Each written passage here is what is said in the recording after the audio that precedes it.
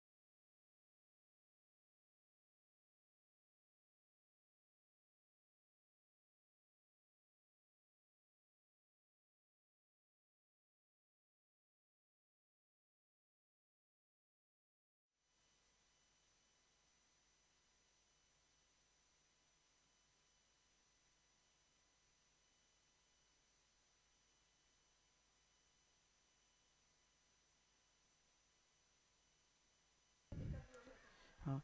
अब देखिए ये क्या किए कि शादी विवाह कर लिए थे, शादी विवाह करने के बाद अब इनका नौकरी खत्म हो गया था, नौकरी क्या हो गया था, खत्म हो गया था। नौकरी समाप्त होने के बाद अब इनको अपने भरण पोषण के लिए कहीं रोजगार के व्यवस्था में लगे हुए थे।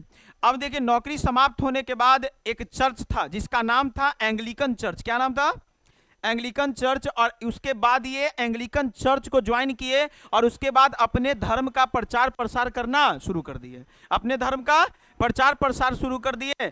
उसके बाद एनी मोरे से 12 संतान प्राप्त हुए। कितना संतान, 12 संतान प्राप्त हुए। उसके मतलब कि 11 बच्चे को जन्म दी थी अच्छे से, 12वें बच्चे को जन्म देने के दौरान एनी मोरे की मृत्यु हो गई थी। लेकिन ये जो कविता लिखा गया है वो मृत्यु से पहले लिखा गया था। ये कंटिनेंटल ट्रिप है, ये अपनी पत्नी को छोड़कर जर्मनी जा रहे थे। कहाँ जा रहे थे, जर्मनी जा रहे थे। और ये कंटिनेंटल ट्रिप लिखे थे जब ये अपनी पत्नी को छोड़कर जा रहे थे, उसी में ये अपना इमोशन को यहाँ दर्शाए हैं अपनी पत्नी के प्रति। अब देखिए साथ साथ ये सॉन्ग्स के लिए हैं, सोनेट के लिए भी जाने जाते हैं, सेटर्स के लिए भी जाने जाते हैं, एलगाइज के लिए भी जाने जाते हैं, सेरमॉन्स के लिए जाने जाते हैं। ये तो ऑलरेडी आपको पता होगा। सॉन्ग का मतलब गीत या गाना, सोनेट का मतलब वैसी कविता जो 14 लाइन की होती है, सेटर का मतलब होता है व्यंग, और एलगाइज का मतलब होता है शोक गीत, सेरमॉन्स का मतलब होता है उपदेश। ये आपका राइटर इंट्रोडक्शन था और इसी से अभी हम लोग क्वेश्चन की ओर चलेंगे। अब आप क्वेश्चन को देखिए, question number first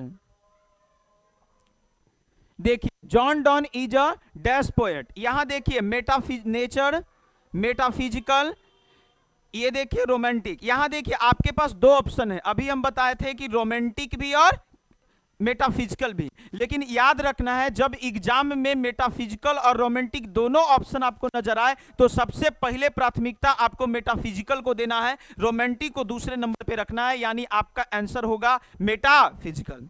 question number दूसरा, that thou lovest me as thou sayest, ये कहा गया है, ये लाइन कहां से लिया गया है। अब देखिए, जैसा तुम कहती हो वैसे मुझसे प्यार नहीं करती, ये लाइन कहां से, ये देखिए आपका sweetest love I do not go option में नहीं है, आपका ऑप्शन नंबर डी हो जाएगा, none of these. Question number 4, sorry, question number 3, John Donne present himself in sweetest love I do not go. अब देखिए इसमें आपको ध्यान रखना है कि जॉन डॉन थे जो अपने आप को रिप्रेजेंट कर रहे थे। तो सबसे पहली बात है कि कोई भी व्यक्ति अपने आप को रिप्रेजेंट करता है तो वो अपने आप को आई से रिप्रेजेंट करता है। तो आप बचपन में पढ़े होंगे सिंगुलर नंबर और इधर पढ़े होंगे प्लूरल नंबर। यहां देखिए सिंगुलर नंबर में फर्स्ट पर्सन में आप पढ़े होंगे आई और यहां पढ़े होंगे बी। अब देखिए यहां पे फर्स्ट पर्सन का सिंगुलर नंबर है जो आई है, और ये देखिए फर्स्ट पर्सन सिंगुलर नंबर यानी ऑप्शन नंबर आपका ए होगा, ऑप्शन नंबर ए होगा। क्वेश्चन नंबर नेक्स्ट पे चलते हैं। Sweetest love I do not गो, यह एक लव पोयम है, ये अपनी प्रेमिका के लिए लिखे हैं। किसके लिए लिखे थे? अपनी प्रेमिका के लिए लिखे थे, जो आपका लव पोयम होगा, option number C. Question number 5 देखिए, John Donne is well known for his. अभी बताएं आप लोग को कि ये सॉन्ग के लिए भी जाने जाते हैं, सोनेट के लिए भी, सेटर्स के लिए भी, सेरमॉन्स के लिए भी। आपका ऑप्शन में ऑल ऑफ दीज है, आपका ऑप्शन नंबर क्या हो जाएगा? डी हो जाएगा। Question number next, in the poem sweetest love I do not go die stand for. इसमें आपको पता होना चाहिए कुछ मॉडर्न इंग्लिश का यूज किया, सॉरी मॉडर्न इंग्लिश का यूज नहीं किया गया है, ये आपका ओल्ड इंग्लिश का यूज किया गया है। और अभी जो हम लोग पढ़ रहे हैं वो आपका मॉडर्न इंग्लिश है। तो इसमें ओल्ड इंग्लिश के लिए देखिए डाई यूज किया गया है, और डाई का मतलब होता है आपका DIE, यानी ऑप्शन नंबर आपका ए होगा, यानी 6 का option number A. Question number next पे आ रहे हैं। Sweetest love I do not go may be compare with Shakespeare. अब आप नाम सुने होंगे इनका, ये बहुत अच्छे लेखक थे। अब देखिए बात करते हैं कि जॉन डॉन का एक कविता था जिसका नाम था sweetest love I do not go. अब देखिए शेक्सपियर भी एक लिखे थे, बुक लिखे थे, जिस मतलब कि एक इनका वर्क था, जिसको एक वर्क लिखे थे, यानी कहने का मतलब कि एक वर्क बनाए थे, यानी आपका एक कविता था जिससे कंपेयर किया गया था जॉन डॉन के कविता को, यानी sweetest love I do not गो को। तो वो कविता कौन सा था? The marriage of true mind, the marriage of true mind, यानी ऑप्शन नंबर बी होगा। Question number next, who has compose the poem sweetest love I do not गो, यानी option number आपका फर्स्ट होगा, John Donne. Question number 10, John Donne was the pioneer of metaphysical poetry. अभी आपको बताए हैं कि ये आध्यात्मिक कविता के क्या माने जाते हैं? गुरु माने जाते हैं। कौन? John Donne. Question number next, sweetest love I do not go, ये एक क्या है आपका? लिरिक है, option number C. Question number 11, sweetest love I do not go has been address to, यानी ये sweetest love I do not go किनके लिए एड्रेस किया गया था? यानी याद रखना है डॉन्स वाइफ, ये अपनी पत्नी के लिए लिखे थे, यानी ऑप्शन नंबर आपका क्या होगा? डी होगा।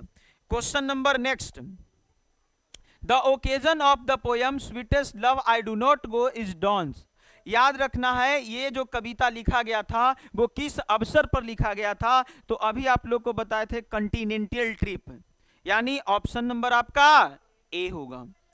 Question number next, John Donne has written the poem song of myself and epitaph sweetest love I do not go the soldier, option number कौन सा? सी होगा। Question number next, the poet in sweetest love I do not go is dash is beloved, यानी sweetest love I do not go में कवि अपनी प्रेमिका से क्या थे? उदास थे, यानी ऑप्शन नंबर क्या होगा? सी होगा, ये अपनी प्रेमिका से उदास थे। Question number 15, John Donne is going to dash leaving his wife behind, यानी कहने का मतलब है कि जॉन डॉन अपनी प्रेमिका को छोड़कर कहां जा रहे थे? Germany, option number B. Question number next, John Donne thinks that dash is certain, यानी याद रखना है कि जॉन डॉन ये सोचते थे कि मृत्यु क्या है? निश्चित है, यानी ऑप्शन नंबर आपका क्या रहेगा? ए रहेगा। क्वेश्चन नंबर नेक्स्ट पे आ रहे हैं, क्वेश्चन नंबर नेक्स्ट पे आ रहे हैं, John Donne wants to go away because he is not tired of his beloved. अब देखिए एग्जाम में आप लोग लवर नहीं खोजिएगा, एग्जाम में आपको क्या मिलेगा? बिलव्ड मिलेगा, क्योंकि प्रेमिका का मीनिंग ओल्ड इंग्लिश में आपका बिलव्ड ही है। क्या है? बिलव्ड है। तो ऑप्शन नंबर आपका क्या रहेगा? सी रहेगा। Question number next, the poet is better than the sun. ये अपने आप को सूर्य से कंपेयर किए थे। अपने आप को किससे कंपेयर किए थे? सूर्य से, क्योंकि सूर्य के अंदर न इच्छा है, न समझ है, और न ही कोई शॉर्टकट रास्ते हैं। लेकिन ये अपने आप को बोले हैं कि सूर्य से हम अपने आप को क्या मानते हैं? बेटर मानते हैं। मेरे पास इच्छा भी है, समझ भी है, और शॉर्टकट रास्ते भी हैं, इसलिए अपने आप को किससे बेटर मानते थे? सूर्य से बेटर मानते थे। Question number next, John don feels that dash is very hopeless. देखिए, मानव जो होता है ना, वो बहुत ही हॉपलेस होता है। मानव क्या होता है? हॉपलेस होता है। यही एक इंसान है जो भाई निराश रहता है, बाकी तो कुछ कहना ही नहीं है। नेक्स्ट नंबर, क्वेश्चन नंबर अगले पे ये देखिए, has been described as metaphysical poet. Metaphysical poet किन्हें कहा गया है? Option number C, John Donne. Question number next, dash burns to gladly accept death. कौन मृत्यु को एकदम आसानी से एक्सेप्ट कर रहे हैं? वो कौन थे? John Donne. Question number next, John Donne had seen the sun setting dash night yesterday night. ये बोले थे कि सूर्य कल रात चला, सॉरी, हाँ हाँ, सूर्य कल रात चला जाता है और अगले सुबह वापस आ जाता है, वैसे ही मैं जाऊंगा और मैं तुरंत वापस आऊंगा। यानी एस्टर नाइट आपके एग्जाम में तो एस्टरडे के जगह एस्टर भी दिख सकता है, क्योंकि बुक में आपका एस्टर ही है। बुक में क्या है? एस्टर नाइट दिया गया है। क्वेश्चन नंबर नेक्स्ट पे आते हैं, John don was a dash writer by birth. यानी ये जन्म कहाँ लिए थे? ब्रिटिश। देखिए ऑप्शन में ब्रिटिश बताए थे, आपका लंदन भी हो सकता है, आपका क्या हो सकता है? इंग्लैंड भी हो सकता है। इस चीज को ध्यान में रखना है। Question number next, what was the religion of John Donne. बताइए, जॉन डॉन का धर्म कौन सा था? Roman Catholic. यानी ऑप्शन नंबर आपका ए होगा। Question number next, the speakers beloved Sai away. अब ये बताए थे कि जब अपनी प्रेमिका को बताए थे कि जब तुम आहें भरती हो तो उसमें हवा नहीं, मेरी आत्मा खींच लेती हो। तो देखिए, जब ये आहें भरती थी तो ये आत्मा, आत्मा का सोल का मतलब क्या होता है? आत्मा। यानी ऑप्शन नंबर आपका सी होगा। और क्वेश्चन नंबर नेक्स्ट पे आ रहे हैं 26, the speaker live blood decay when dash. ये बताया गया, स्पीकर ये बोलते हैं कि जब तुम खुशी या गम में रोती हो तो मेरे शरीर का एक एक बूंद खून क्या होता है? नाश होता है। यहाँ रोने का मतलब दर्शाया गया है, यानी ऑप्शन नंबर आपका बी होगा।